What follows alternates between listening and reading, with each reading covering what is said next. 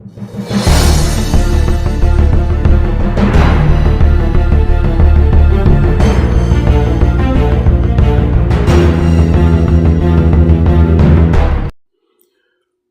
to Play by Play Sports. I'm your host, Marlo Smith. In this episode, I'm going to talk to you about none other than the Alabama Crimson Tide. Beware of the Crimson Tide in 2025. Now, we all thought Alabama was going to be wrecking shop last season, but as Alabama fans, we always roll with the Tide, no matter what. That's the problem. We don't see no wrong with our Alabama squad. But Coach Kalen Debor did a really, really good job in his first season as Alabama coach. I know some try to compare it to Nick Saban. We all know Nick Saban went 7-6 his first season. But to be honest, you really can't make that comparison because Saban came to Alabama when they was in so much turmoil. They was on probation. They really couldn't recruit good talent. They were playing with guys who normally wouldn't even play. It was a couple guys on that squad that was okay until Saban's first recruiting class came in. We all know that was Julio, Rolando McClain, and Mar Ingram, a host of other talented wide receivers. Other players that came that helped start the journey with Nick Saban in year 2. So Nick Saban retired, but he left, a boatload of talent still there, even though a lot of guys transferred on Coach Kalen Debor for whatever reason, but most of those guys you don't even hear from no more. Florida State grabbed a handful. Texas grabbed, I think, about 2 of our players. But most of those guys that left, you haven't even heard from. So sometimes patience is a virtue, and you have to stay because the grass is not always greener on the other side. But let's get into this video, man. We're going to talk about Alabama and his upcoming season. This is the season to beware of the Alabama Crimson Tide. But Coach Kalen Debor, year 1 at Alabama finished with a 9-4 record overall, 5-3 in conference play, which isn't bad for a guy that stepped into the Hornets' nest after taking over for the GOAT Nick Saban, the greatest of all time. We already know that. The man was in the Pac-12, which Pac-12 was, they play offense, but they don't play defense at all. And that's the knock that was a lot of people had on him when he came to the University of Alabama. But this guy is a really, really good coach. He just needs time. Year 1, being able to keep that roster together to the terms in which he did was very important. But nobody hit the portal for Alabama. Nobody. Alabama has kept every player, and they're building on it with a superstar team returning, with veteran leadership. And boy, we're going to be really, really good in this upcoming season. But let's jump back into it. You think about this, really look into this. 3 of the 4 losses were close outside against Shellac by Oklahoma, which was mad crazy. I don't understand how we came into that game and laid a flat-out egg against Oklahoma. Not saying Oklahoma didn't have talent. They were going through things on their own, but that team was loaded with players on the defensive side of the ball. Now, on the offensive side of the ball, they had a wealth of talent that was injured most of the year. Well, if not all season from the wide receiver position, and they still beat us. But Oklahoma had a championship defense. Brent Venables can really coach on the defensive side of the ball. So that team, I wasn't surprised at the way how they played us, but we didn't do nothing. With the skilled players we have, it don't matter who you put on the other side of the ball. We put it to Georgia. So Oklahoma defense wasn't that much better than Georgia. But we just stunk it up that game. We couldn't block, we couldn't run, we couldn't do nothing. But that was just a crazy loss. But going to year 2 with Coach Kalen Debor, the same coaching staff in place, except for offensive coordinator Nick Sheridan, who was moved from the offensive coordinator position to the quarterback coach, which I think that suits him. But the experience that Nick Sheridan got last year is going to prepare him into his future. Because he was never offensive coordinator when he was at Indiana. I think he was a tight end coach. So that really helped him by gaining experience. But now he can work under Ryan Grubbs and help prepare himself even further. But But Ryan Grubbs will coach the quarterbacks as well as call plays for the explosive Crimson Tide offensive unit that we bringing back. So when I get ready to dive into the Alabama playmakers, everybody out there that's watching this video, from Bama fans and beyond, be really afraid, because Alabama is coming to your neck of the woods in 2025. But let's get into it. Without playmakers like Jam Miller, Richard Young, transfer running back Dre Washington, Daniel Hill, 5-star incoming freshman A.K. Dill, Southboy sensation Ryan Hollywood Williams, Jeremy Bernard, who's coming back, Isaiah Horton from Miami.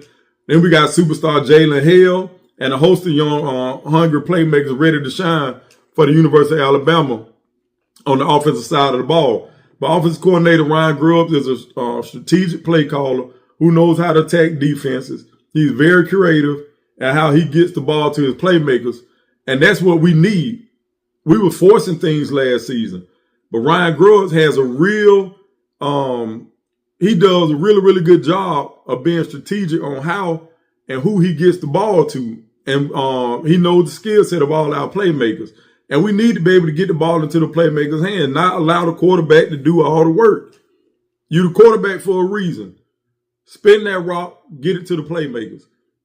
But one other important thing, Ryan Grubbs don't get rattled in big game. He puts me in the mind frame of veteran play callers that we used to have in the past, Lane Kiffin and Coach Steve Sarkisian. These guys, they are the masters of their craft. It don't matter how big the game is or who they're playing against, whether it's Georgia, Texas, whoever. They'll always come and battle. No matter how tight the game is, they know exactly what they want to do and when they want to do it and how they want to do it. I've seen Sark and Lane break down Georgia. I've seen them do some of the most dirty work to some of the most opposing defenses in college football.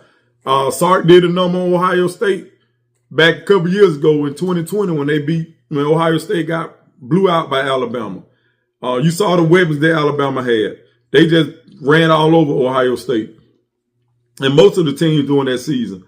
But Coach Kalen Debor finally got his guy because he know what Ryan Grubbs can do. And as a play caller, when he's on the sideline, they have great chemistry together. They both do. They've been around each other for a while.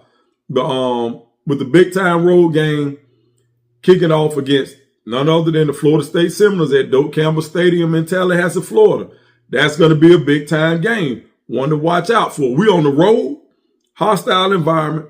We're going to have a new quarterback, whether it's Ty Simpson, Keelan Russell, or Austin Mack. I'm believing every last one of them brothers. But we're going to need Ryan Grubbs' patience on the sideline. This guy doesn't get rattled in the big game, so we should be able to go in dope and make those boys choke. That's exactly what Alabama looking to go do. But outside of the Tallahassee game, we got to go to we got Wisconsin, which they coming to Bryant-Denny Stadium, which we should run over them boys. We also got we got to travel to Georgia on the road in a hostile environment, which is gonna be Sanford Stadium, and we got to go to Auburn, one of the spookiest college football places to play in America. And we talking about none other than Jordan Hare Stadium, where you've seen some crazy things happen at that place when Alabama and Auburn get into it. Alabama can whoop Auburn at home with no problem. Auburn can come to Bryant-Denny Stadium and we will whoop they behind. Next thing you know, we go to Jordan Hare Stadium and those boys just take us to the last second on the clock. But we travel to Auburn on November the 29th. So Ryan Grubbs' confident as a play caller and aggressiveness is critical in his big-time game, and as well as all of them during this season. And I'm looking forward to seeing what he can do with our playmakers, because it's going to be critical and how he attacks them and put the balls in their hand in those big games. Let's not forget about the big road game against South Carolina. South Carolina at the loud and crazy William Brice Stadium. That game is going to be crazy because I remember when they had Jadeveon Clowney, Alabama went there and they got on us pretty good. They had Alshon Jeffries and some Steven Garcia at quarterback, gave us fits running the ball. They took us to the woodshed. But Alabama, we did get them back when we had Najee Harris and the boys when we went to William Brice. But this South Carolina team is really, really good. They have a Heisman Trophy candidate at quarterback, and that's going to be a big time game for us. But we got LSU and Oklahoma. Those are home games at Bryant-Denny Stadium, so Grove should be able to cook up a really good play calling sheet with the home crowd in his back pocket and behind him. So I'm not really worried about that. Granted, LSU going to have a really, really good football team. Oklahoma's going to be competitive, but I think Bama's going to be on the verge of whipping up a lot of these teams this season because that defense is going to be crazy. Let me dive into this defensive side of the ball real fast. Defensive coordinator Kane Womack is back this season to unleash round 2 of the vaunted Swarm defense. That surrendered 18.3 points a game. That ranked 9th last season. Gave up 330 yards a game. That was ranked 24th in the country, which isn't bad for your first go at it at the University of Alabama in the big leagues. But year 2 should be special because I'm going to say this. The coaching staff is intact. You have to get a feel for the SEC conference and how teams attack you if you've never been in it. But Womack did a really, really good job last season. So I see Alabama being really, really stingy this season. They're going to be better with a stacked defense with players such as Deontay Lawson returning from, I think he had a knee injury. We lost Jahad Campbell, first round to the Eagles. Justin Jefferson is back at linebacker. We got LT Overton back, Tim Keenan back, Big T in the middle. We got transfer defensive lineman, Kelby Collins from Florida. This guy's a veteran. He should step up and help us out. Up-and-coming star James Smith and his partner in crime, Quay Russell. Defensive back, DeMonte Jackson, Zay Brown, Keon Sabb, Bray Hubbard, who's a star. We got Utah Ute transfer, Calhoun. We got sophomore sensation, Red Morgan. Lost a little bit of playing time later on in the year, but that kid is going to be really, really good. He's battling. We also got Xavier Mincy, another big corner who can play safety. He's 6'2", can run from out of Florida.